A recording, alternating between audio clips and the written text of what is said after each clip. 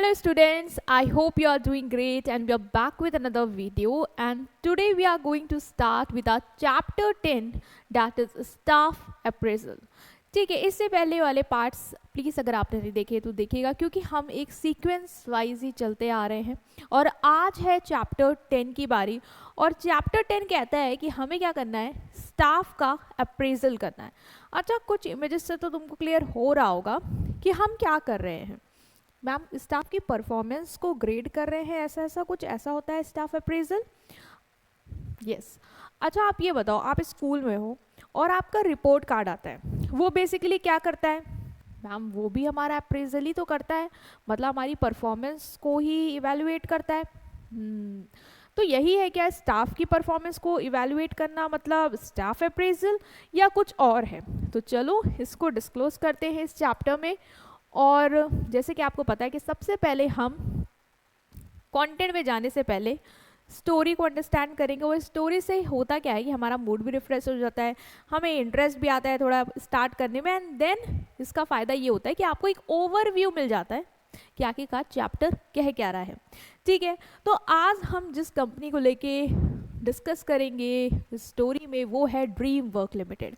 Dream work limited में पूरी dreamy world चल रहा था। मतलब चल क्या रहा था कि दिसंबर था और सारे स्टाफ बहुत ज़्यादा एक्साइटेड थे। क्यों मैम, क्रिसमस आ रहा था इसलिए एक्साइटेड थे? नहीं बेटा, क्रिसमस के लिए नहीं एक्साइटेड थे, ये एक्साइटेड इसलिए थे क्योंकि इनके यहाँ दिसंबर को पूरी परफॉर्मेंस का अप्रेजल होता है, जो भी इन्होंने साल भर की। ठीक है, मतलब जनवरी से दिसंबर तक इनकी परफॉर्मेंस का पूरा अप्रेजल वगैरह होता है। तो सब लोग बहुत ज़्यादा एक्साइटेड थे, आपस में बातचीत कर रहे थे कि देखो आज क्या होता है, किसको क्या मिलता है। और रिया जो थी ना, वो भी बहुत ज़्यादा एक्साइटेड थी परफॉर्मेंस अप्रेजल वीक को लेके। वो यही सोच रही थी कि यार मैंने पूरे साल बहुत मेहनत की है, मैंने नए नए क्लाइंट्स को डील किए, मैंने ऐसे टास्क भी करे जो मुझे लग नहीं रहा था मैं कर सकती हूँ, बट वहाँ पे भी मैंने लीड किया इन एब्सेंस ऑफ मैनेजर।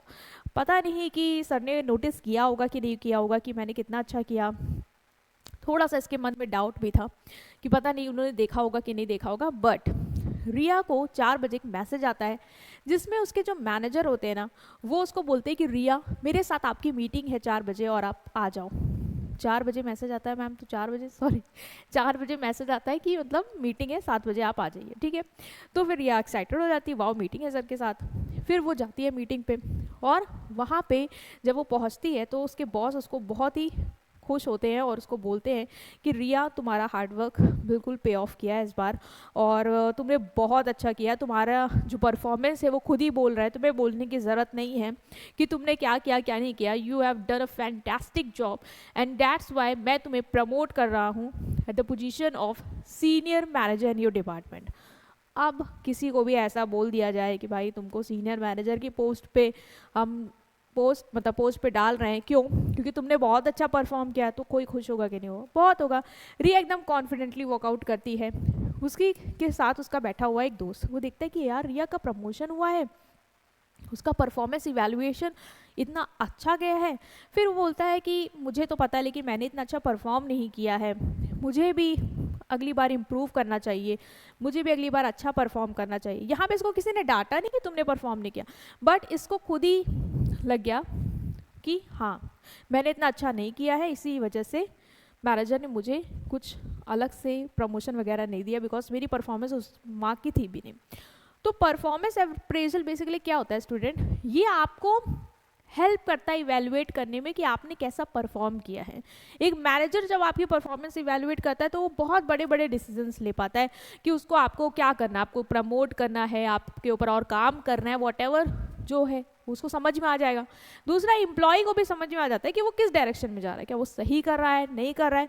और जब पता होता है कि परफॉर्मेंस इवैल्यूएट होगी, जैसे तुम्हें पता रहता है कि तुम्हारा रिपोर्ट कार्ड आएगा, तुम्हारी एग्जाम परफॉर्मेंस उसमें दिखाई जाएगी, इवैल्यूएट की जाएगी, तुम अपना बेस्ट देते हो।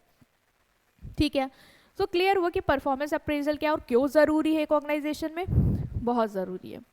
तो मीनिंग क्या है परफॉर्मेंस अप्रेजल की? अगर हम बात करें तो हमने वही बोला कि हम इवैल्यूएट करेंगे एम्प्लॉय की वर्क परफॉर्मेंस को।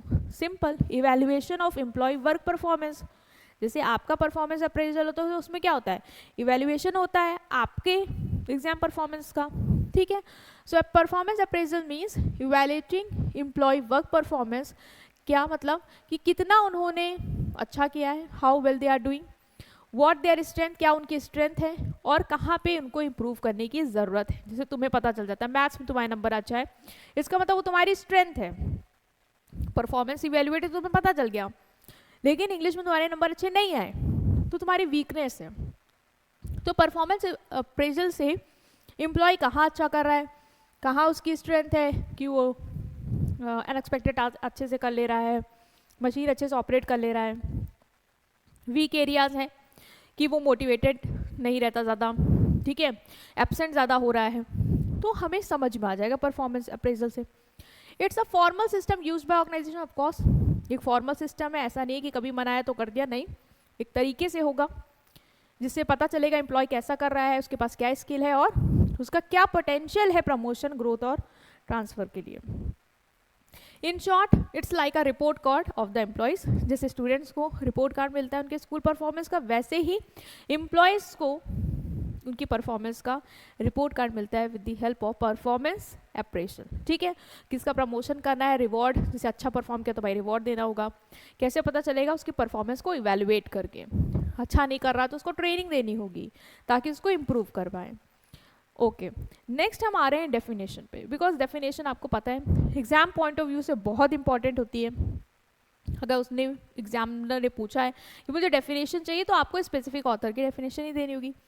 तो यहाँ पे हम स्कॉट स्प्रिंगल की डेफिनेशन देख रहे हैं, उन्होंने क्या कहा परफॉर्मेंस अप्रेजल को, कहेंगे वही जो है ना। तो इन्होंने कहा कि performance appraisal is the process of evaluating employ performance, मतलब एक प्रोसेस है, स्टेप बाय स्टेप चीजें करेंगे जिससे हम क्या करेंगे, एम्प्लॉय ने कैसा परफॉर्म किया उसको इवैल्यूएट कर लेंगे, right, on the job in terms of requirement of the job. Ma'am किसके बेसिस पे इवैल्यूएट करेंगे कि उसने कैसा किया, बेटा जो रिक्वायरमेंट है जॉब की, जैसे जॉब में जो रिक्वायरमेंट है तुमने उस हिसाब से कैसा किया ये हम इवैल्यूएट करेंगे।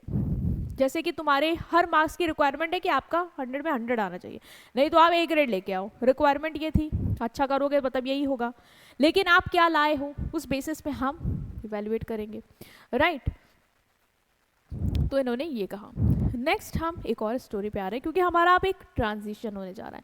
परफॉर्मेंस अप्रेजल आपको क्लियर हुआ किस हद तक, यस मैम क्लियर हो गया कि हम एम्प्लॉय की परफॉर्मेंस को अप्रेज करते हैं, इवैल्यूएट करते हैं बेसिकली, जिससे हमें पता चल जाए एम्प्लॉय कैसा कर रहा है, कहाँ लैक कर रहा है, क्या स्ट्रेंथ है, क्या वीकनेस है, ये हमें पता चल जाए। Very good. अब एक चीज़ पे और आते हैं, वो ये है कि ड्रीम वर्क में एक विजन टेक लिमिटेड उसके बगल में थी और वहाँ पे क्या चल रहा था, वहाँ पे एक मैनेजर, अदिति मैनेजर थी, वो सोच रही थी कि इस बार मैं कुछ अलग करना चाह रही हूँ, अपने कलीग से डिस्कस कर रही कि अरे इस बार मैं कुछ अलग करना चाह रही हूँ। सबने बोला क्या मैम क्या करना चाह रही हैं, उन्होंने बोला कि यार देखो हम लोग परफॉर्मेंस अप्रेजल तो हमेशा करते हैं कि कौन कैसा कर रहा है उस हिसाब से प्रमोशन दे देते हैं। बोले हाँ ऑब्वियस है मैम, जो अच्छा कर रहा है उसको ही देंगे। बोली हाँ बट मुझे लगता है कि कभी कभी कुछ ऐसे भी एम्प्लॉयज़ हैं जिनके अंदर कुछ हिडन टैलेंट्स है जो हमें टैप करना चाहिए, मतलब जो दिख रहा है वो तो पता चल रहा है, लेकिन कुछ ऐसी चीज़ें जो दिख नहीं रही है लेकिन मुझे लगता है या तुमको हम सबको लग सकता है कि वो चीज़ हो सकती है। सब बड़े कंफ्यूज है, कह रहे मैम आप कहना क्या चाहती हैं। मैम ने बोला देखिए मैं ये कह रही हूँ कि हमारे यहाँ एक रोहित है, आपने देखा होगा, तो सबने बोला यस मैम रोहित सिंसियर है काफ़ी। बोला हाँ वो काफ़ी शांत रहता है, सिंसियर है, बट आपने क्या नोटिस किया है जब भी कोई टीम डिस्कशन होता है तो वो बहुत अच्छा पॉइंट रेस करता है। सबने वो मैम की तरफ देखा, बोला यस मैम ये तो चीज़ आपने बिल्कुल सही की है, बट शांत रहता है मैम, मुझे लगता नहीं कि उसका कुछ ज़्यादा अच्छा होगा। तो आदित्य ने बोला नहीं नहीं नहीं, मुझे लगता है उसके अंदर बहुत पोटेंशियल है, क्यों ना उसको अपॉर्चुनिटी दी जाए। मैं उसको एक चैलेंजिंग टास्क देना चाह रही हूँ क्योंकि मुझे लगता है इसके बेसिस पे उसकी कि वो जब डिस्कशन में इतने क्रिस्प पॉइंट रखता है, उसका माइंडसेट बहुत स्ट्रांग लगता है, मुझे लगता है शायद उसके अंदर बहुत पोटेंशियल है और मुझे क्या करना चाहिए, एक चैलेंजिंग टास्क देना चाहिए। सबने बोला मैम कैसा टास्क देंगी आप। बोलती मैं ऐसे टास्क देना चाहती हूँ उसको जिसमें मैं उसको लीड करने का मौका दूँ, कि शांत रहता है, जब मौका मिलता है तो करता तो है ना मीटिंग में, इसको एक ऐसा प्रोजेक्ट दो जिसको ये लीड करेगा। तो सबने बोला ठीक है मैम दे देते हैं। उसको एक चैलेंजिंग प्रोजेक्ट दिया गया। रोहित को बोला गया कि रोहित आपके लिए ये प्रोजेक्ट है और आप इसके लीडर हैं, आपको लीड करना है, टीम बिल्ड करनी है and you have to work. Rohit ने बहुत ही सिंसियरली से प्रोजेक्ट को किया, समय से पहले ही उसको पूरी अच्छी तरीके से पूरा कर दिया, टीम को भी खुश रखा, मोटिवेट रखा और गोल अचीव हो गया।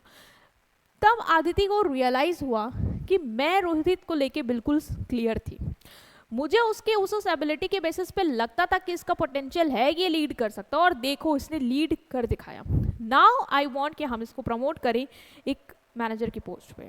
तो ये क्या हुआ, ये एक तरीके का अप्रेजल हुआ। बट बेटा ये बताओ, ये हमने उसकी करंट परफॉर्मेंस को इवेल्युएट किया था? नो मैम, हमने करंट परफॉर्मेंस को नहीं, हमने एक पोटेंशियल को इवेल्युएट किया था, एक हिडन एबिलिटी हमें लगी उसके अंदर है और उसको हमने आजमाया एंड देन हमने उसको अप्रेज किया। तो ये क्या होता है, ये होता है आपका पोटेंशियल अप्रेजल, मतलब करंट परफॉर्मेंस के बियॉन्ड देखना।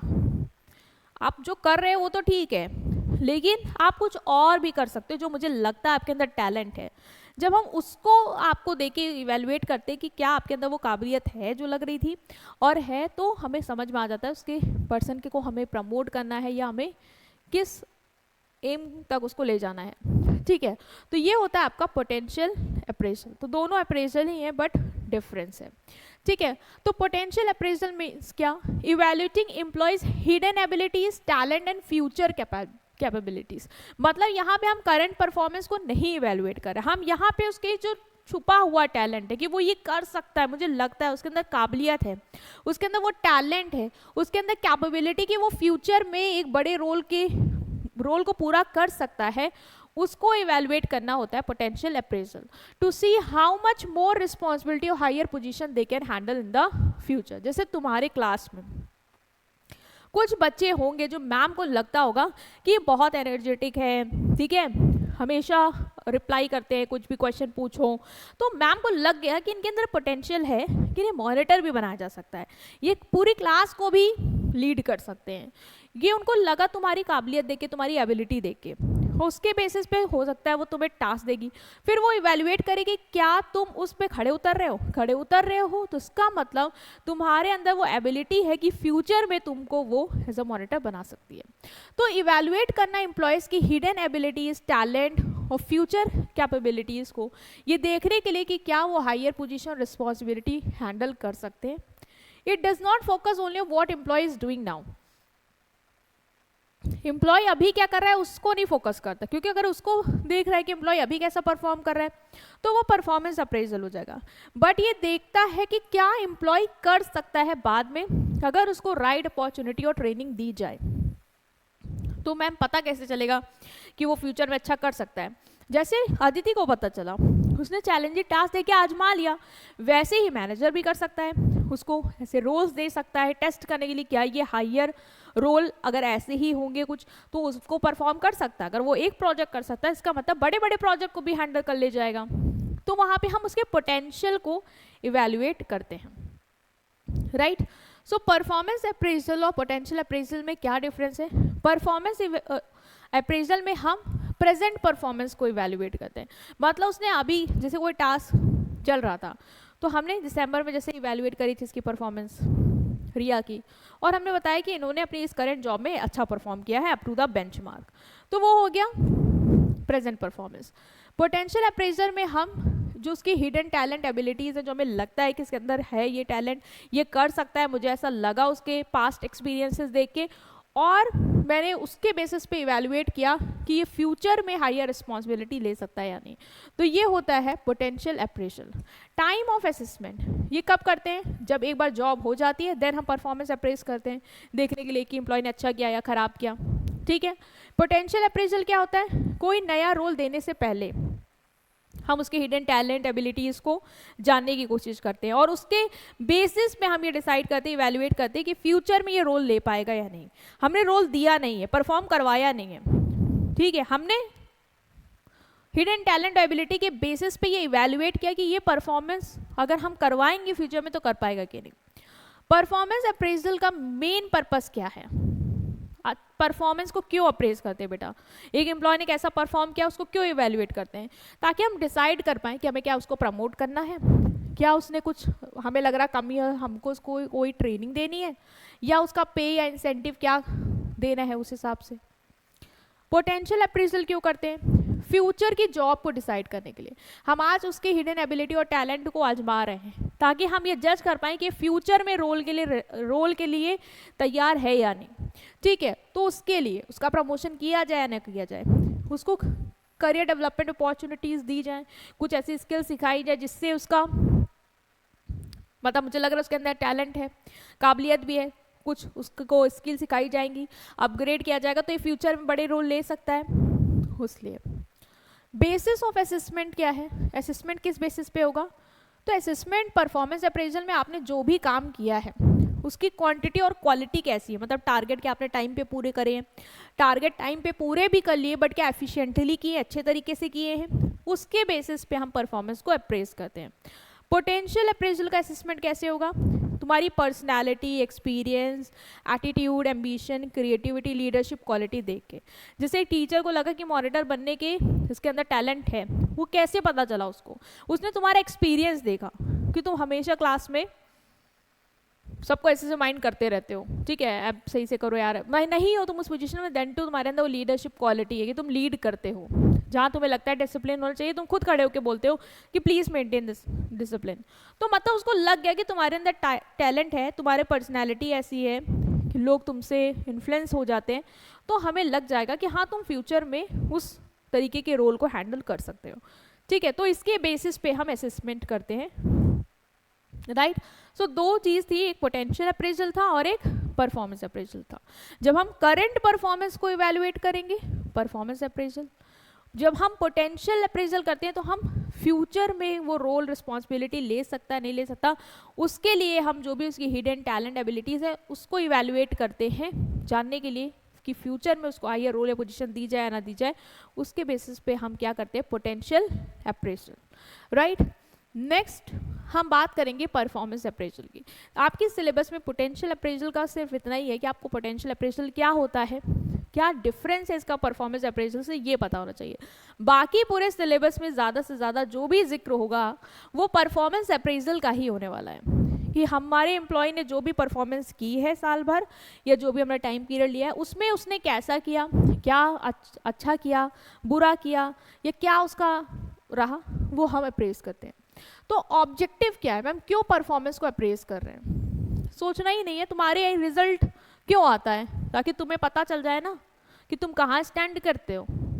वही है, एम्प्लॉय को भी पता चलेगा कि वो कहाँ स्टैंड करता है, इवन एम्प्लॉय को पता चलेगा कि उसकी क्या गलतियां हैं, क्या कमियां हैं, कहाँ उसको इम्प्रूव करने की ज़रूरत है। या हमें एज अ ऑर्गेनाइजेशन पता चल जाएगा कि अगर एम्प्लॉय की परफॉर्मेंस बहुत अच्छी है तो हमें उसको प्रमोट करना है या हमें उसका इंसेंटिव बढ़ाना है जिससे हम उसको मोटिवेट कर पाए। और परफॉर्मेंस अगर अप्रेजल होता रहेगा तो एम्प्लॉय को रियलिटी चेक मिलता रहेगा, है ना, उसको समझ में आएगा अगर वो लैक कर रहे हैं तो वो मोटिवेट होगा कि वो बेस्ट करे, जिससे नेक्स्ट ईयर उसको कंसीडर किया जाए, जैसे कि स्टोरी में भी हुआ था। ठीक है, तो मेन पर्पस जो परफॉर्मेंस अप्रेजल का है वो तो हमें पता है। मेन पर्पस तो ये है कि परफॉर्मेंस को इवैल्यूएट करना एम्प्लॉय की, कि एम्प्लॉय कैसा कर रहे हैं, ठीक है, जिससे एम्प्लॉयर और एम्प्लॉय दोनों को मदद मिल पाए, एम्प्लॉय भी सुधार कर पाए और ऑर्गेनाइजेशन भी उस इम्प्रूवमेंट के साथ ग्रो कर पाए अगर कोई कमी है तो। ठीक है, तो फर्स्ट ऑब्जेक्टिव है टू जज एम्प्लॉय परफॉर्मेंस। हम परफॉर्मेंस इवैल्यूएशन क्यों करते हैं? ये चेक करने के लिए कि एम्प्लॉय ने कैसा परफॉर्म किया है। परफॉर्मेंस का इवैल्यूएशन नहीं करेंगे तो हमें पता ही नहीं चल पाएगा कि उसने अच्छा किया या खराब किया। तो चेक करने के लिए कि एम्प्लॉय ने कैसा परफॉर्म किया है हम परफॉर्मेंस अप्रेजल करते हैं। Next is to provide a record for reward और प्रमोशन। अगर हमें लगता है कि परफॉर्मेंस अप्रेजल करने के बाद कि एम्प्लॉय बहुत अच्छा कर रहा है, उसको रिवॉर्ड मिलना चाहिए, तो हमें समझ में आ जाएगा कि हाँ हम ऑर्गेनाइजेशन को समझ में आ जाएगा कि हम एम्प्लॉय को रिवॉर्ड देंगे, हम उसका पे स्केल बढ़ाएंगे, हम उसका प्रमोशन करेंगे, या जो भी हमें लग रहा है उसके बेसिस पे हम डिसाइड कर पाएंगे। तो जब हम परफॉर्मेंस अप्रेजल करेंगे ना बेटा, तभी हमें पता चल पाएगा कि एम्प्लॉय को रिवॉर्ड देना है या पनिशमेंट देनी है, क्या उसको ट्रेनिंग देनी है। तो पहला है कि रिवॉर्ड देना है, ठीक है, तो रिवॉर्ड देना है या प्रमोशन देना है तो किसके बेसिस पे डिसाइड करेंगे? अप्रेजल रिपोर्ट के बेसिस पे डिसाइड करेंगे। जिनकी हाई परफॉर्मेंस है, मतलब कुछ एम्प्लॉय हैं जिनकी हाई परफॉर्मेंस है, तो उनको क्या करेंगे उनको हम प्रमोशन दे देंगे, ठीक है। ओके, नेक्स्ट हमारा जो ऑब्जेक्टिव है परफॉर्मेंस अप्रेजल का वो है टू आइडेंटिफाई मिसप्लेस्ड एम्प्लॉयज। हमें ये पता लगाने में मदद करता है परफॉर्मेंस अप्रेजल कि मिसप्लेस्ड एम्प्लॉयज क्या है। आप खुद सोचो, मैंने क्या किया है, कुछ एम्प्लॉय को, भाई आचार की गलती थी यहाँ पे, कुछ एम्प्लॉय को गलत जगह रख दिया, उनके अंदर वो जॉब की स्किल ही नहीं थी। हमें लगा यार यहाँ पे लोग कम है, एक काम करो तुम संभाल लो, उसके अंदर वो टैलेंट ही नहीं था। मान लो कोई अकाउंट की पोस्ट पे नहीं था, मुझे ऐसा अच्छा लगा यार अकाउंट का काम कौन संभालेगा, कोई ग्राफिक डिजाइनर, मैंने कहा भाई तुम देख लो ना जब तक कोई नहीं आ रहा है। तो जब मैं परफॉर्मेंस अप्रेजल करूंगी तो मैं देखूंगी इसकी परफॉर्मेंस क्यों लो है, फिर मैं उससे बात करूंगी आपकी परफॉर्मेंस क्यों लो है, वो मुझे बताएगा मैम मुझे ग्राफिक डिजाइनर की पोस्ट के लिए अप्लाई किया था मैंने, और मुझे अकाउंट का काम बोल के रखा हुआ है, संभाल लो टूल्स वगैरह यूज करके, तो मैं कैसे करूं, मुझे खुद ही नहीं समझ में आ रहा। तो जब मैंने परफॉर्मेंस अप्रेजल किया तभी मुझे पता चला कि क्या चल रहा है। और अगर मुझे लगा कि कोई एम्प्लॉय गलत जगह रखा गया है, वो इसलिए अच्छा नहीं कर रहा है क्योंकि उसको वो आता ही नहीं है या उसके अंदर वो स्किल ही नहीं है, तो मैं उसको फिर सही जगह रखूंगी, है ना। तो some time employees are in the wrong job, उनकी स्किल काम से मैच ही नहीं होती। अप्रेजल हमें हेल्प करेगा कि हम राइट पर्सन को राइट जॉब पे रखें। कोई क्रिएटिव है लेकिन उसको डेटा एंट्री में डाल दिया गया, हमें पता चलेगा अप्रेजल के बाद भाई इसकी परफॉर्मेंस लो क्यों है डेटा एंट्री में, क्यों इतना स्लो एंट्री करता है, क्योंकि उसके अंदर वो स्किल ही नहीं है, वो तो क्रिएटिविटी में एक्सपर्ट है ना। तो फिर हम उसको तुरंत मार्केटिंग में डालेंगे, भाई वहाँ जाओ कुछ क्रिएटिव सोचो कि क्या कर सकते हैं, प्रमोशन वगैरह के बारे में कुछ दिमाग लगाओ, तुम्हारा वो काम होगा। नेक्स्ट इज टू जज the potential of employees for promotion. देखो पोटेंशियल अप्रेजल में हम इन डेप्थ समझते हैं कि पोटेंशियल है या नहीं, ठीक है, चीज़ों को प्रोसीजर को लगा के मुझे लगा टैलेंट है तो मैं कुछ चैलेंजिंग प्रोजेक्ट दूंगी जिससे मैं ये अप्रेज करूंगी कि भाई इसके अंदर सही में पोटेंशियल है कि नहीं, ठीक है। बट जो परफॉर्मेंस अप्रेजल है ना आपका, वो भी हमें आइडेंटिफाई करने में हेल्प करता है। जैसे कोई अच्छा परफॉर्म कर रहा है तभी हमें लगेगा कि हाँ इसके अंदर काबिलियत है, इसके अंदर पोटेंशियल है, मुझे लग रहा है हो सकता है। फिर पोटेंशियल अप्रेजल में और डेप्थ में समझूंगी, अगर मुझे लगा है परफॉर्मेंस देखे तो क्या है भी या नहीं, तो वो पोटेंशियल अप्रेजल का पार्ट हो जाएगा। बट परफॉर्मेंस अप्रेजल एक हिंट देता है, अगर अच्छा परफॉर्म कर रहा है इसका मतलब पोटेंशियल है, ठीक है। तो to find out who can handle higher responsibility और leadership role in the future, तो अप्रेजल हमें जैसे लगे कोई बहुत अच्छा परफॉर्म कर रहा है तो हमें लगेगा, समझ में आएगा परफॉर्मेंस अप्रेजल से कि हाँ ये हायर रिस्पॉन्सिबिलिटी भी ले सकता है, ये काम का पर्सन है, क्योंकि जब ये इसमें इतना अच्छा कर रहा है तो फ्यूचर के लिए भी इसको कंसिडर कर सकते हैं। नेक्स्ट है to identify weakness and provide training. जैसे मुझे पता चलेगा परफॉर्मेंस अप्रेजल से कोई वीक है, अच्छा नहीं कर रहा है, तो मुझे लगेगा कि हाँ इसको ट्रेनिंग देनी चाहिए या इसको कोई गाइडेंस दे कि क्यों लैग कर रहा है, क्योंकि मिसप्लेस नहीं है, इसके अंदर स्किल है उस काम की, फिर भी अच्छा नहीं कर पा रहा है। तो हम क्या करेंगे, बातचीत करवाएंगे उसको ट्रेनिंग वगैरह देंगे जिससे वो अच्छा कर पाए।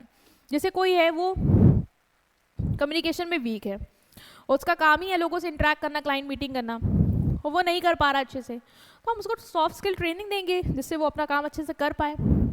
Next is to make employ aware and motivated. Appraisal से क्या होता है बेटा, एम्प्लॉय को भी तो पता चलेगा ना कि वो कैसा कर रहा है, अच्छा कर रहा है, बुरा कर रहा है, तो एम्प्लॉय को भी अपनी परफॉर्मेंस का फीडबैक मिल जाएगा, उसको भी समझ आएगा मेरी स्ट्रेंथ ये है, मेरी वीकनेस ये है, और मुझे मेरी कमियों पे सुधार करना है। तुम्हारा रिपोर्ट कार्ड आता है, तुम्हें इंग्लिश में कम मार्क्स आए, तुम्हें समझ में आ जाता है मेरा इंग्लिश वीक है, मुझे इस पे इम्प्रूव करना पड़ेगा वरना मेरा रिजल्ट खराब होगा बोर्ड का। तुम्हें पता चल जाता है मेरा मैथ्स स्ट्रांग है, मैं इसमें और थोड़ा कमांड कर लूँ और इसको बैलेंस रखूँ, हमेशा स्टेबल इसी तरह जाता जाऊँ, तो मैं इस पर बहुत अच्छा स्कोर कर ले जाऊँगा और इससे मेरी परसेंटेज इम्प्रूव होगी। तो ये कब पता चला, जब तुम्हारा ऑर्गेनाइजेशन ने परफॉर्मेंस अप्रेजल किया, तब तुम्हें ये समझ में आया कि हाँ तुम कहाँ स्टैंड करते हो। तो परफॉर्मेंस अप्रेजल एम्प्लॉय और एम्प्लॉयर दोनों के लिए यूजफुल है। तो ऑब्जेक्टिव क्या है परफॉर्मेंस अप्रेज करने का, पहला टू जज एम्प्लॉय परफॉर्मेंस, दूसरा रिकॉर्ड देना रिवॉर्ड के लिए, मिसप्लेस एम्प्लॉयज को आइडेंटिफाई करना, पोटेंशियल क्या है एम्प्लॉय का प्रमोशन के लिए उसको जज करना, वीकनेस को आइडेंटिफाई करना, ट्रेनिंग देना, और एम्प्लॉय को अवेयर कराना कि उसकी परफॉर्मेंस कैसी है और उसको मोटिवेट करना, राइट। नेक्स्ट जो टॉपिक है हमारा वो है importance of performance appraisal. Performance appraisal की बेटा क्या इंपॉर्टेंस है? देखो, परफॉर्मेंस अप्रेजल क्यों कर रहे हैं मैम? ये इवैल्यूएट करने के लिए एम्प्लॉय ने कैसा परफॉर्म किया, अच्छा किया, खराब किया तो ट्रेनिंग देंगे, अच्छा किया तो रिवॉर्ड देंगे, ये सब करने के लिए हम कर रहे हैं। तो यही लिख दो क्या इंपॉर्टेंस है। पहला है प्लेसमेंट, मतलब परफॉर्मेंस अप्रेजल से, जैसे वहाँ नहीं था, ये परफॉर्मेंस अप्रेजल से हमें पता चलता है कि पर्सन को राइट जॉब पर रखा है कि नहीं, और अगर हमें लगता है नहीं रखा तो हम उसको प्लेस करेंगे, क्योंकि हमने देखा भाई इसकी परफॉर्मेंस लो जा रही है, पूछा क्यों लो जा रही है, उसने बोला हमें इस काम को ही नहीं आता, हमने तो किसी और के लिए अप्लाई किया था, मतलब तुम्हें गलत जगह पे डाला है, तो हम क्या करेंगे, ठीक करेंगे, राइट पर्सन को राइट जॉब पे रख देंगे, ठीक है। Next is employ training and development. Performance appraisal से हमें पता चला कि तुम्हारी जो है वो परफॉर्मेंस अच्छी नहीं है, तुम्हारी परफॉर्मेंस वीक है, तो हम तुम्हें ट्रेनिंग देंगे जिससे तुम्हारी परफॉर्मेंस को इम्प्रूव कर पाएंगे, ठीक है। Next is incentives and compensation. Appraisal हमें क्या डिसाइड करने में हेल्प करता है कि हमें सैलरी इंक्रीज करनी है कि नहीं, बोनस देना है कि नहीं, इंसेंटिव्स देना है कि नहीं, ठीक है। जैसे एम्प्लॉयज हैं, उसने बहुत अच्छा परफॉर्म किया तो हमें लगता है कि इन्हें बोनस डिजर्व करते हैं या इनका पे हमें थोड़ा इंक्रीज करना चाहिए, तो हम वो कब डिसाइड कर पाएंगे, जब हम उसकी परफॉर्मेंस को इवैल्यूएट करेंगे। हमें कुछ पता ही नहीं, अच्छा कर रहे खराब कर रहे, हम किस बात का उनको बोनस या इंक्रीज इन सैलरी दे दें, ठीक है। तो वो जरूरी होगा, तो वो हमें कौन अब हेल्प करता है उसमें, performance appraisal. Next is promotion and transfer. Appraisal हमें ये हेल्प करता है कि अब आइडेंटिफाई कर पाएं कि कौन से एम्प्लॉयज हायर पोजीशन के लिए रेडी है। मतलब जब मैंने देखा कि रिया, सुमित, रोहित, ये सब ऐसे एम्प्लॉय हैं जो बहुत अच्छा परफॉर्म कर रहे हैं, इसका मतलब they can take higher role in my organisation, because if they are doing exceptional in this position then they deserve to be at higher position as well। क्योंकि मुझे लगा ना अंदर से कि जब ये अभी इस पोजीशन में जरूरत से ज्यादा अच्छा कर रहे हैं, इसका मतलब तो ये ऊपर वाली पोजीशन भी हैंड ओवर करेंगे तो हैंडल कर ले जाएंगे। तो हमें उसका पता चलता है जब हम परफॉर्मेंस अप्रेज करते हैं, या हमें ये भी समझ में आता है कि किसको हमें दूसरे डिपार्टमेंट में शिफ्ट करना है जहां उनकी स्किल ज्यादा यूटिलाइज हो पाए।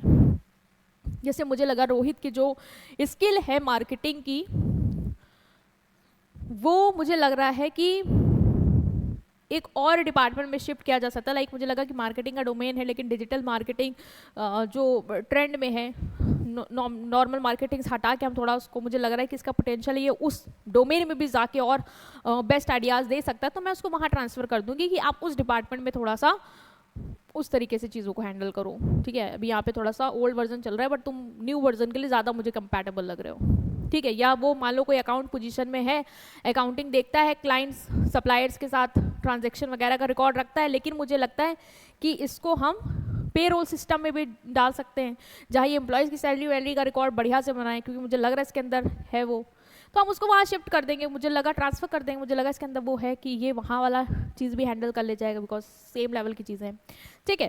तो वो भी तब पता चलता है जब हम परफॉर्मेंस अप्रेज करते हैं। सेल्फ इम्प्रूवमेंट एंड मोटिवेशन, ये हेल्प करता है एम्प्लॉय को कि उनकी स्ट्रेंथ और वीकनेस भैया वो समझ जाएं, और अगर उनको लगता है कि उनको अच्छा करना चाहिए तो अच्छा करें, ठीक है। जैसे तुमको रिपोर्ट कार्ड में पता चल जाता है कि तुम्हारी परफॉर्मेंस कैसी है, अच्छी है तो और अच्छी करेंगे, खराब है तो उसको इम्प्रूव करेंगे।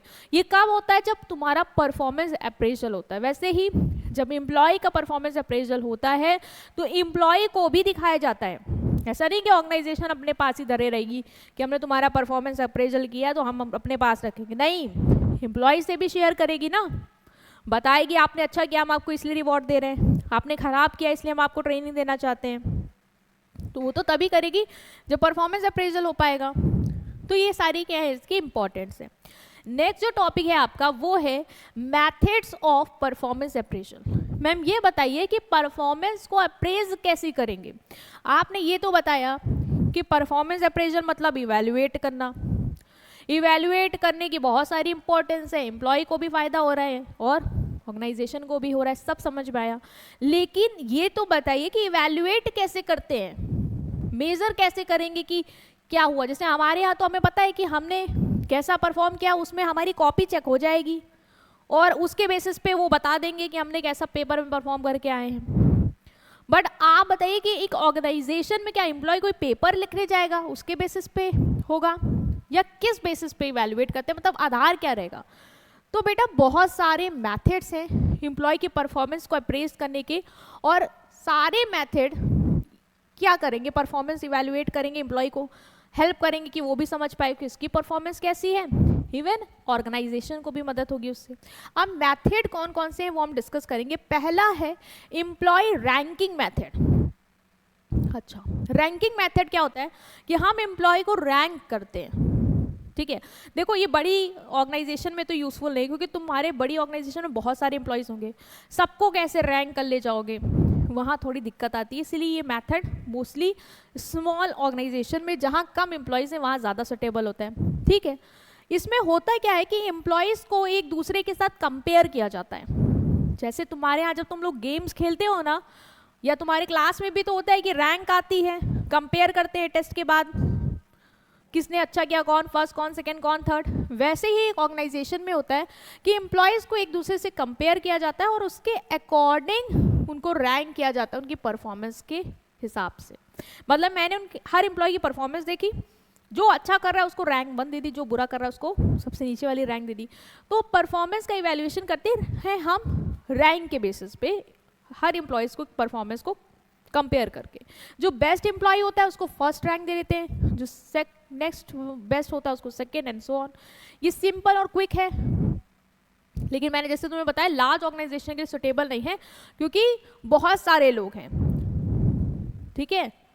और ये हमें यही बताता है कि कौन बेटर है, कितने से बेटर है ये नहीं पता चल पाता है। जैसे 5 एम्प्लॉयज हैं मान लो सेल्स टीम में, तो मैनेजर लिस्ट बना देता है उनकी हाईएस्ट टू लोवेस्ट परफॉर्मेंस की। सेल्स टीम में राहुल ने सबसे बेस्ट परफॉर्म किया तो वो रैंक 1 पे रहेगा, उसके बाद सिया ने किया तो वो रैंक 2 पे रहेगी। इस तरीके से वो रैंकिंग दे देता है।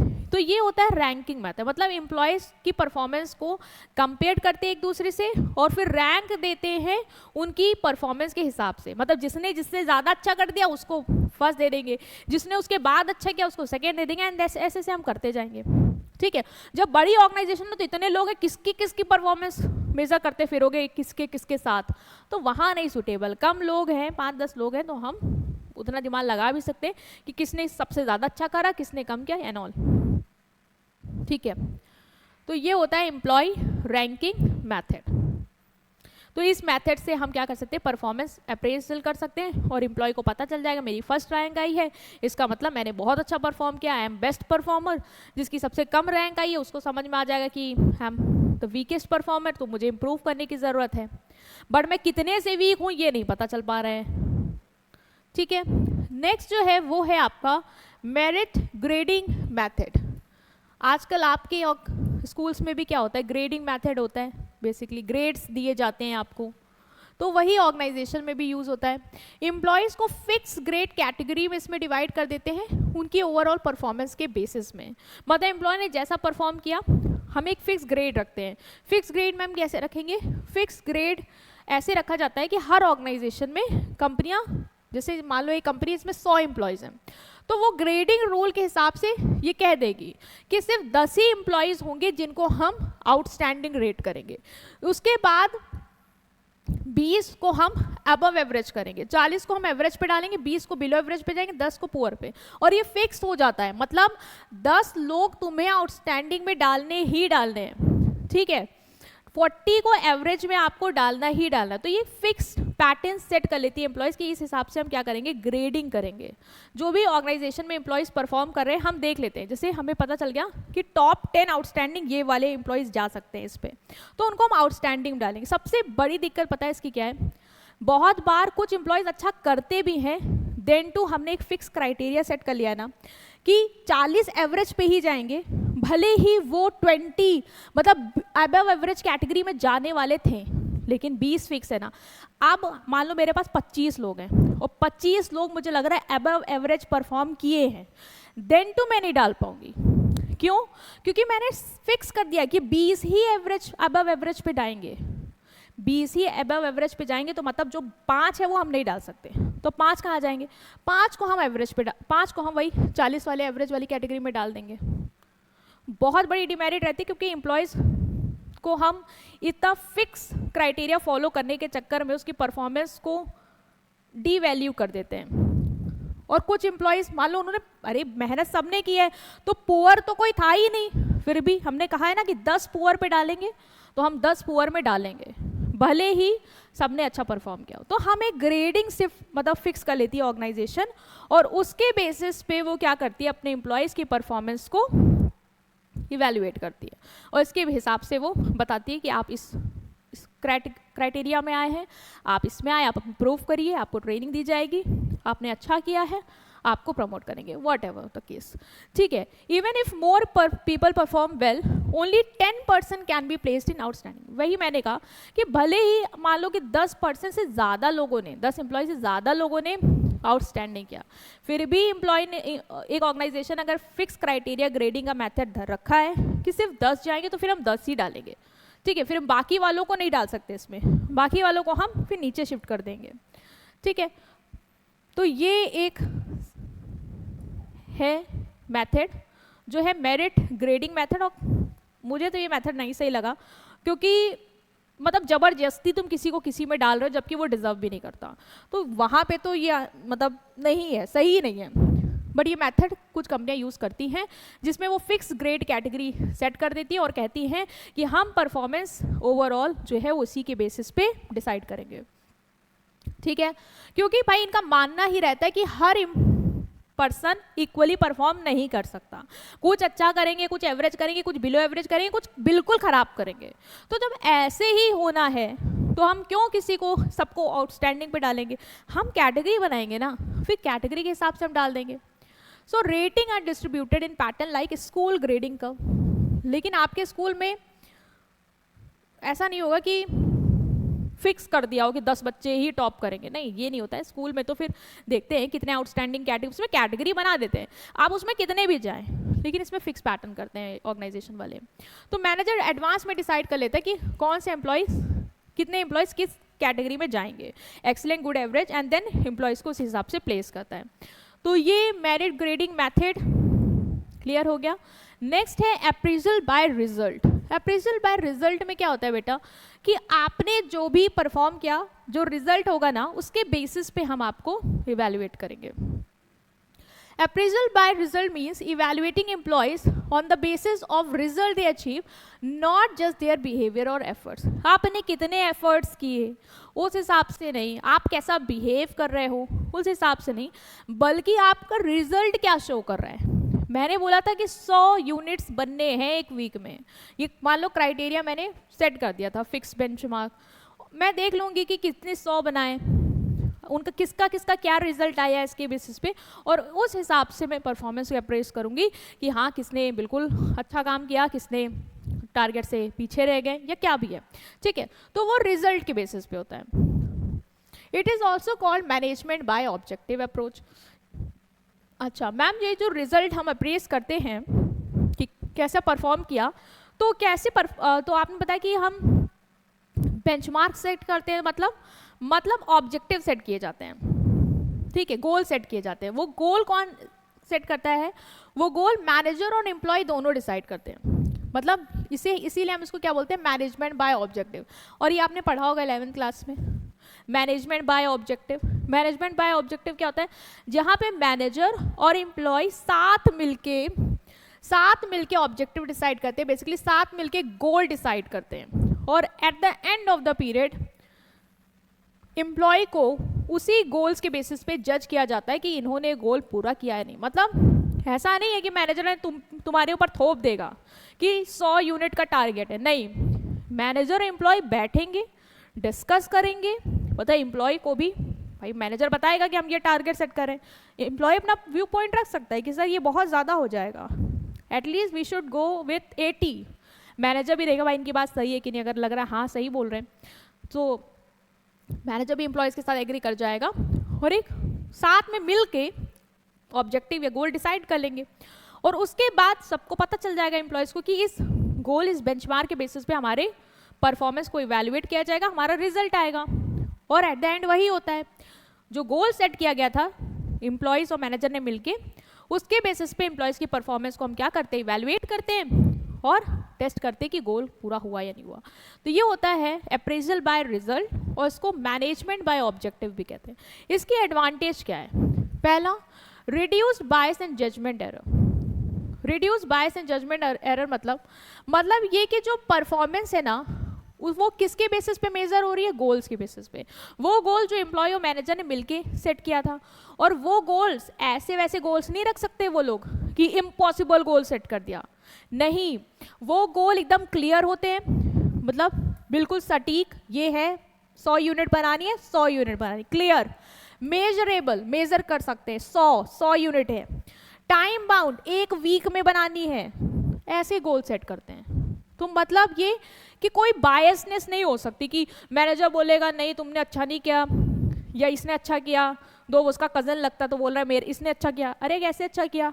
गोल को देखो ना, गोल सेट किया गया ना, यहाँ पे गोल के बेसिस पे हम डिसाइड करेंगे, तो ना कोई बायस हो पाएगा और ना ही कोई एरर रहेगा, कोई पर्सनल ओपिनियन नहीं आएगा, क्योंकि जो गोल सेट किया उसके बेसिस पे हम रिजल्ट को देंगे, राइट।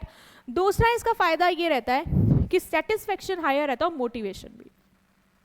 एम्प्लॉयज़ को पहले ही पता रहता है कि गोल ये है, 100 यूनिट 1 वीक में बनानी है, मोटिवेटेड होगा कि नहीं होगा? ऑफ कोर्स होगा भाई, 100 यूनिट बनानी, उसको बिल्कुल पता है ये बना लिया तो मुझे बोनस मिलेगा, तो एकदम वो मोटिवेशन के साथ काम करेगा, क्योंकि गोल क्लियर है, क्लूलेस नहीं है वो, उसको पता है कि उसको किस बेसिस पे जज किया जाएगा, ठीक है।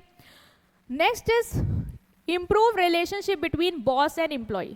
एम्प्लॉय और बॉस के बीच में रिलेशनशिप को क्या करता है? इम्प्रूव करता है, क्योंकि बॉस यहाँ पे कुछ थोप नहीं रहा है, एम्प्लॉय के साथ डिस्कस करके ही उसने गोल सेट किया है एंड उसके बेसिस पे रिजल्ट इवैल्यूएट हो रहा है, ठीक है। तो मैनेजर एक कोच की तरह, एक गाइड की तरह एक्ट करेगा। मैनेजर जब गोल सेट किया तुम्हारे साथ मिलके, तो तुमको कहीं भी दिक्कत आएगी तो तुम्हें वो गाइड करेगा, तुम्हारा एक उस पर भरोसा रहेगा कि if we are lacking somewhere तो कोई है हमारे साथ। Next is encourage self appraisal. तुम्हें पता है पहले से कि गोल क्या है, तुम देखते जाओ कि तुम टारगेट पूरा कर पा रहे हो कि नहीं कर पा रहे हो, तुम्हें पता रहेगा कि 100 यूनिट 1 वीक में बनानी है ना, और तुमने मान लो कि चौथे दिन में पहुंच गए और 85 बनाई है, तो तुम्हें समझ में आ जाएगा कि 3 दिन है और मैं कहाँ पे स्टैंड कर रहा हूँ, तुम खुद अप्रेज कर सकते हो और इम्प्रूव कर सकते हो, ठीक है। रियलिस्टिक एंड प्रैक्टिकल गोल, जो भी गोल दोनों लोग साथ में सेट करेंगे वो अचीवेबल होंगे, मैंने बताया भी था, क्लियर होगा, स्पेसिफिक क्लियर होगा, टाइम बाउंड होगा, रियलिस्टिक होगा, मतलब अचीवेबल होगा। मैं बोल दूं कि 1 वीक में मैनेजर ने, एम्प्लॉयज़ ने गोल सेट किया कि 1 वीक में मतलब सारे एम्प्लॉयज़ इंडिविजुअल लेवल पे 10,000 बनाएंगे बॉक्स, पॉसिबल है क्या? नहीं है, तो फिर क्यों रखेंगे? रियलिस्टिक गोल्स रखते हैं, ठीक है। डिसएडवांटेज क्या है अप्रेजल बाय रिजल्ट की? और देखो तुम्हारे एग्जाम में ना अप्रेजल बाय रिजल्ट पे ज़्यादा फोकस किया गया, इसका मतलब कि इस सिलेबस से, तुम्हारे सिलेबस से, इस चैप्टर से अप्रेजल बाय रिजल्ट के आने के चांसेस बहुत अच्छे हैं। आ सकता है ये क्वेश्चन, क्योंकि किसी में इतना फोकस नहीं बोला उसने करने को, लेकिन अप्रेजल बाय रिजल्ट पे ज़्यादा इसने ध्यान दिया है, तो प्लीज़ इसको अच्छे से ही देख के जाना। और बहुत इजी है, कुछ इसमें ऐसा नहीं है कि नहीं समझ में आ रहा है।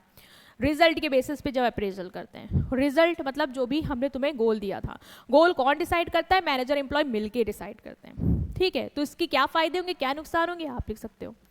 नुकसान क्या है बेटा, लिमिटेशन क्या है? पहला, not suitable for all job, work best for managerial office role.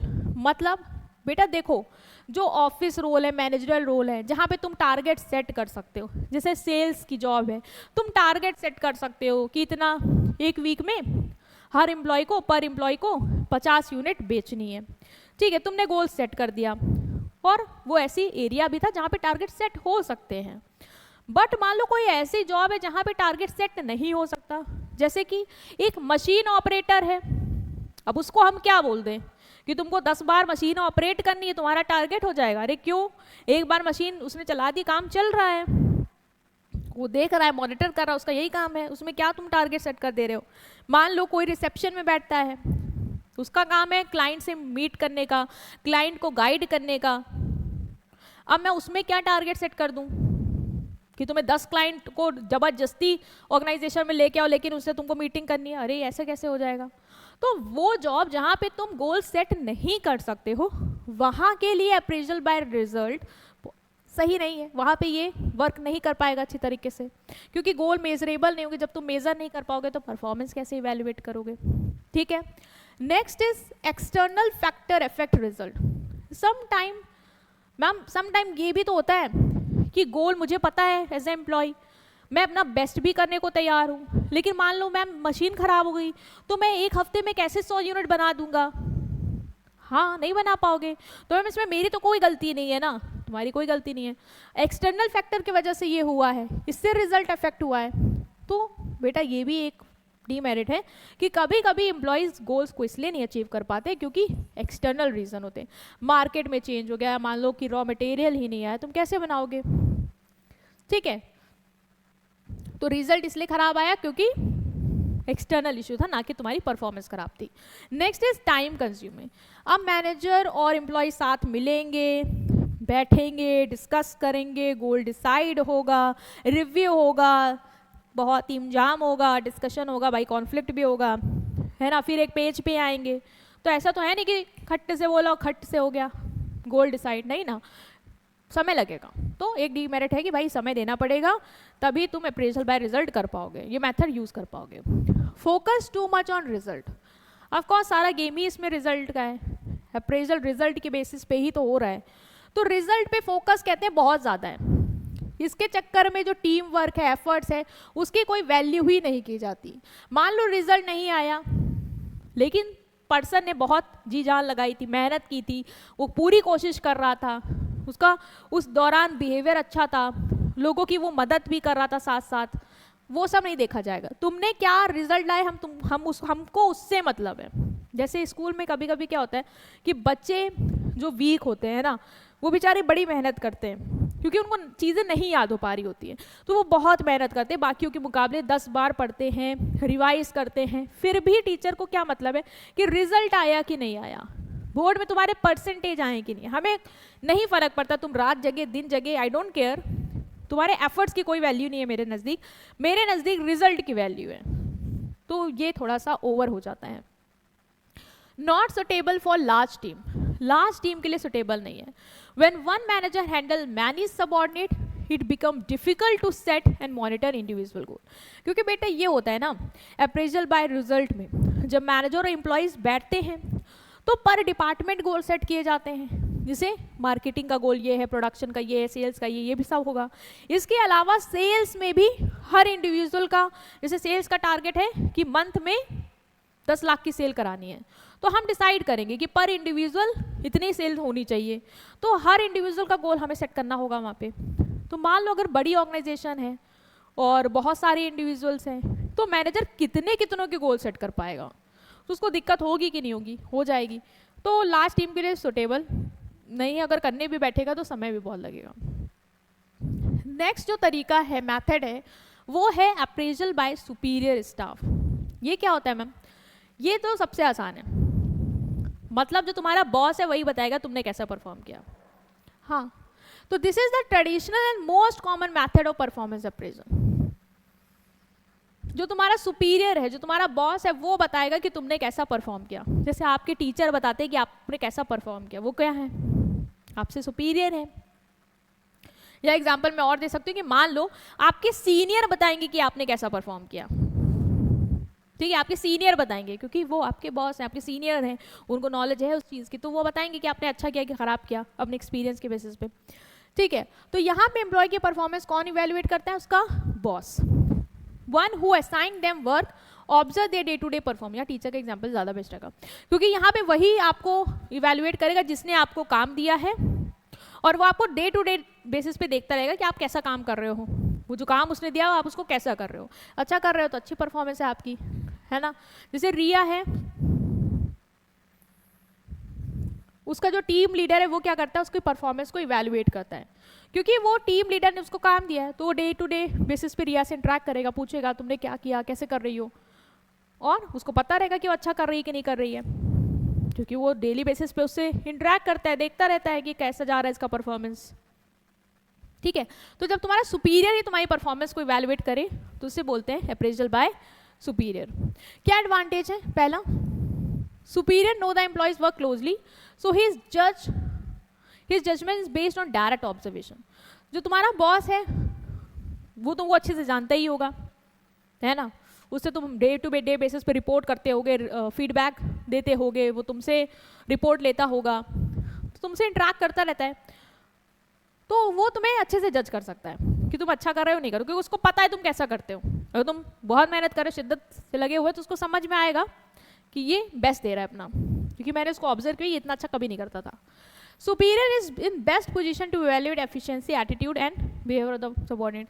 Superior अपने जो बॉस है वो अपने एम्प्लॉय को जानता है, तो वो एक बेस्ट पोजीशन में है उसके बिहेवियर को इवैल्यूएट करने, बिकॉज वो उसको पता है, जैसे तुम्हारा टीचर बेस्ट पोजीशन में है तुम्हें इवैल्यूएट करने के लिए, क्योंकि वो तुम्हें डे टू डे क्लास में देखता है तुम कैसे बिहेव करते हो, क्या तुम्हारी अप्रोच रहती है, तो तुम अगर अच्छा कर रहे हो तो उसको पता चल जाएगा कि तुम अच्छा कर रहे हो, क्योंकि उससे कुछ छुपा नहीं है, वो तुम्हारी एफिशिएंसी, तुम्हारा एटीट्यूड सबको जानता है, और वो उसके बेसिस पे तुम्हें इवैल्यूएट कर लेगा।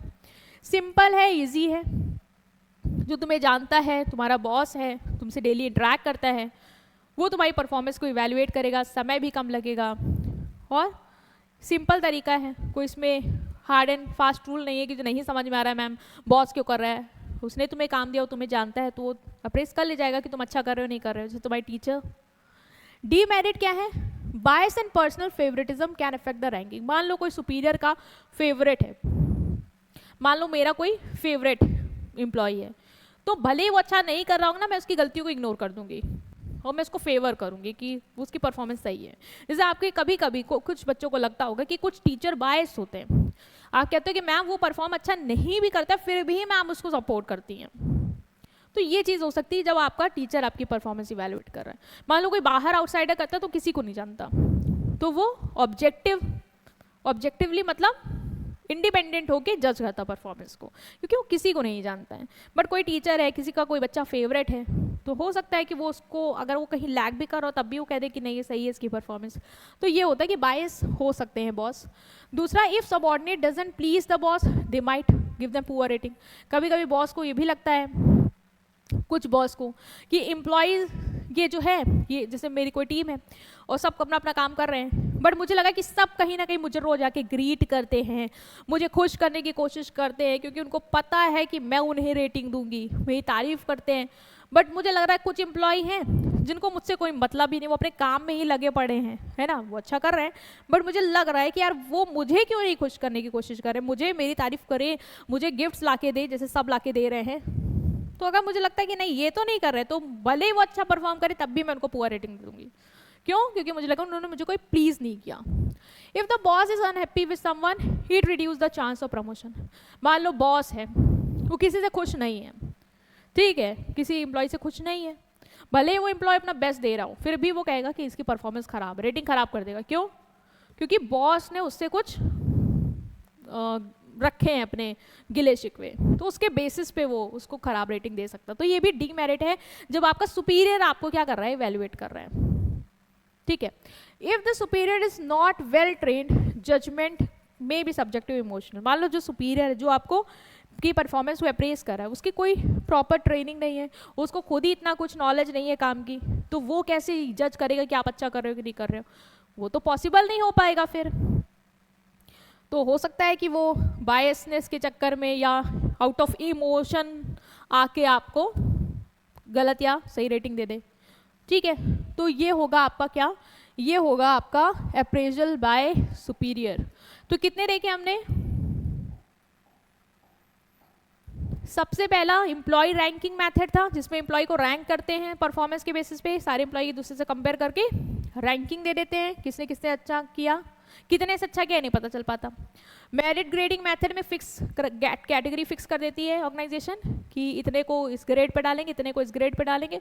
डीमेरिट यही है बेटा कि अगर कोई बहुत अच्छा कर भी रहे हैं, ठीक है, फिर भी हमें एक फिक्स क्राइटेरिया है आउटस्टैंडिंग वाले 10 भर गए हैं, मान लो कि मैं भी आउटस्टैंडिंग डिजर्व करती थी बट मुझे नहीं डाला जाएगा क्योंकि वहाँ पे लिमिट है सिर्फ 10 लोगों की, ठीक है।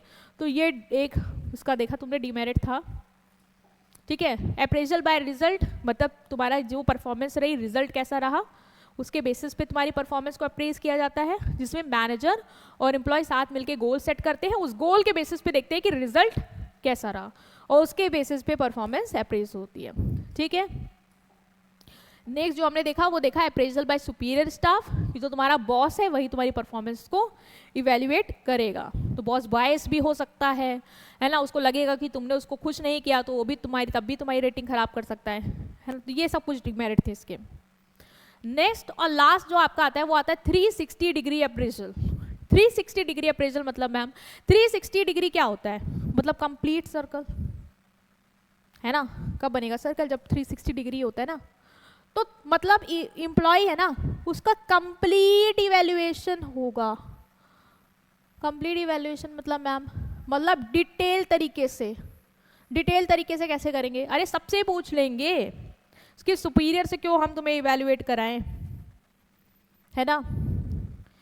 हम तुम्हारी ऑर्गेनाइजेशन में तुम जिन जिन के कांटेक्ट में हो उन सबसे हम पूछ लेंगे कि तुम कैसा परफॉर्म करते हो। अच्छा ये स्कूल में भी आया था 360 degree performance appraisal, I think आप लोगों ने देखा होगा कि नहीं देखा है। कॉम्प्रिहेंसिव इवैल्यूएशन है ना आपके में, उसमें क्या होता है आपकी परफॉर्मेंस को पूरी तरीके से इवैल्यूएट किया जाता है। उसमें पीयर फीडबैक भी लिया जा रहा था, स्टूडेंट का फीडबैक, पीयर फीडबैक, जो तुम्हारे साथ पढ़ते हैं उनसे फीडबैक लिया जा रहा था तुम्हारी परफॉर्मेंस का। टीचर भी दे रही थी, तुम्हारे पेरेंट्स भी दे रहे थे, तुम्हारे रिलेटिव्स भी दे रहे थे, ये चल रहा था। आई थिंक अभी भी है continuous and comprehensive evaluation CCE, ठीक है। तो 360 डिग्री अप्रेजल क्या है, एक मॉडर्न और कॉम्प्रिहेंसिव मेथड है जहां पे फीडबैक मल्टीपल सोर्सेज से लिया जाता है, सिर्फ बॉस से नहीं। वहां कमी क्या थी मैम, कमी यही थी कि बॉस बायस हो सकता है, मैनेजर भी बायस हो जाएगा, मैनेजर भी बॉस ही बायस हो जाएगा, लेकिन सब लोग थोड़ी ना बायस हो सकते हैं। तो हम सबसे लेंगे तुम्हारा फीडबैक, उसके बेसिस पे हम बताएंगे तुमने कैसा परफॉर्म किया। तो यहाँ पे क्या होता है, जो फीडबैक है वो मल्टीपल सोर्सेज से लिया जाता है, सिर्फ एक सोर्स से नहीं।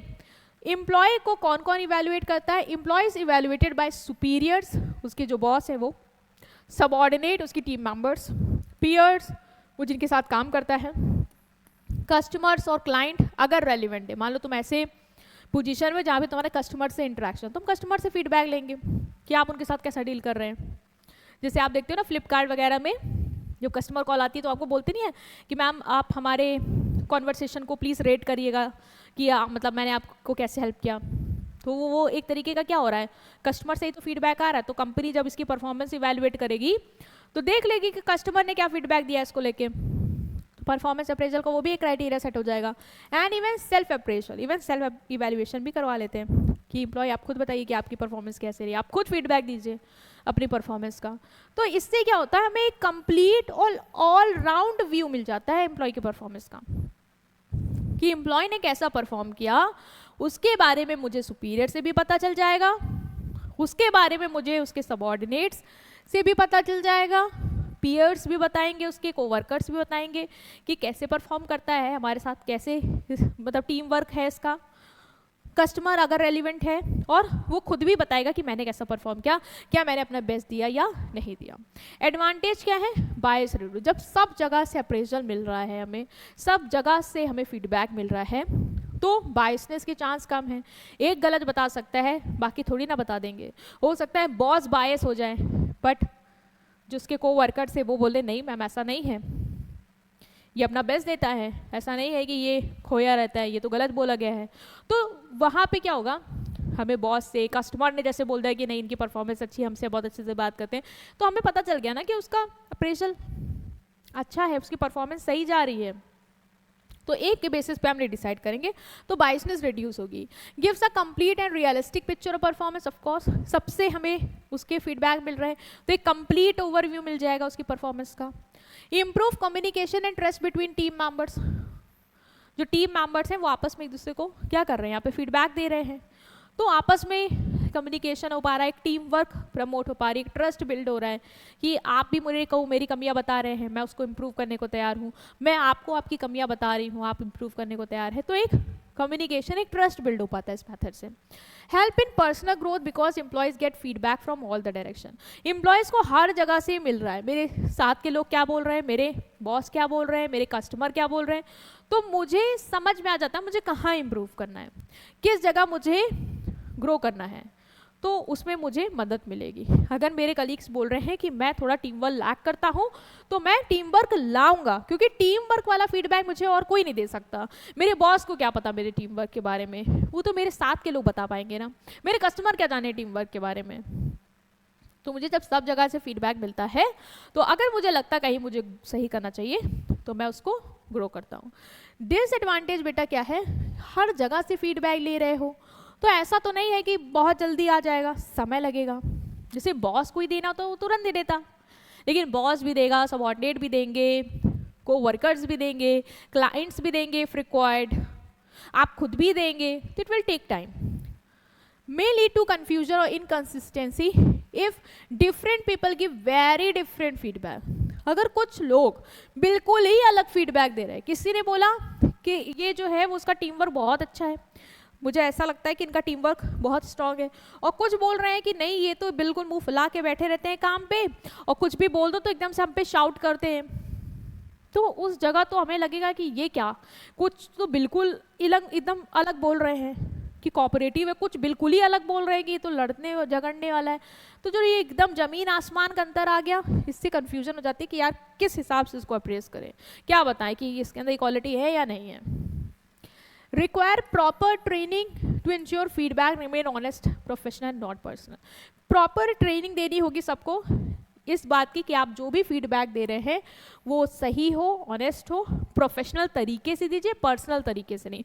मतलब जैसे मैं ये कह सकती हूँ कि फैक्ट बेस्ड ओपिनियन दीजिए, ठीक है, फैक्ट बेस्ड। ये मत बताइए कि वो मुंह फुला के बैठते, ये बताइए कि क्या हुआ था, किस वजह से मुंह फुलाए थे, क्या आपको लग रहा था कि मैम उस टाइम पे ये लेट आए थे तो इनको बॉस ने बोला था तो इनका मुंह फूला था, तो मुझे समझ में आएगा अच्छा ये लेट भी आते हैं, मतलब ये इनकी कमियां हैं, यहाँ इनकी परफॉर्मेंस लैक कर रही है, तो आप फैक्ट दीजिए। तो हम पूरी ट्रेनिंग देंगे जिससे हम एम्प्लॉयज़ को ट्रेंड करेंगे, एम्प्लॉयज़ को सबको ट्रेनिंग मिलेगी कि जो भी फीडबैक देना है वो किस बेसिस पे देना है। अपने पर्सनल ओपिनियन मत दीजिए, ये आपको ऐसा लगता है, नहीं, फैक्ट दीजिए कि ये क्यों लगता है आपको, क्या ऐसा कोई इंसिडेंट हुआ था एम्प्लॉय का जिसके बेसिस पे आपको ऐसा लगता है, वो फैक्ट बताइए, उसके बेसिस पे हम जज करेंगे। आप हमें ओपिनियन मत दीजिए कि आपको कैसा लगता है, ठीक है स्टूडेंट्स। तो मैथड्स बहुत इंपॉर्टेंट है, प्लीज मैथड्स को गो थ्रू करिएगा, जिसमें अप्रेजल बाय रिजल्ट और 360 डिग्री वेरी इंपॉर्टेंट, ठीक है, प्लीज इसको अच्छे से देखिएगा। पोटेंशियल अप्रेजल और परफॉर्मेंस अप्रेजल के डिफरेंस को देखिएगा, वेरी इंपॉर्टेंट अगेन। और ये था आपका पूरा चैप्टर, राइट। कोई भी क्वेरी हो, कंसर्न हो, इस नंबर पे आप कांटेक्ट करिएगा और अपने फ्रेंड्स के साथ प्लीज़ वीडियो को शेयर करिएगा। ऑलमोस्ट चैप्टर 10 तक कंप्लीट हो गया है और 11 चैप्टर और बचे हैं, I think total 21 he chapter हैं, तो 11 चैप्टर और अभी बचे हैं और एक सीक्वेंस में चल रहा है और इसी से इंटर रिलेटेड अब नेक्स्ट चैप्टर है, तो उसको ज़रूर देखिएगा। इससे पहले वाले पार्ट्स को प्लेलिस्ट में चेक कर लीजिएगा, वहाँ से आप 1 बाय 1 करके सबको गो थ्रू कर सकते हैं। इसको अपने एंड पे रिवाइज करेंगे, वीडियो को लाइक करेंगे, चैनल को सब्सक्राइब करेंगे और अपने फ्रेंड्स के साथ प्लीज़ वीडियोस को शेयर करेंगे। Thank you.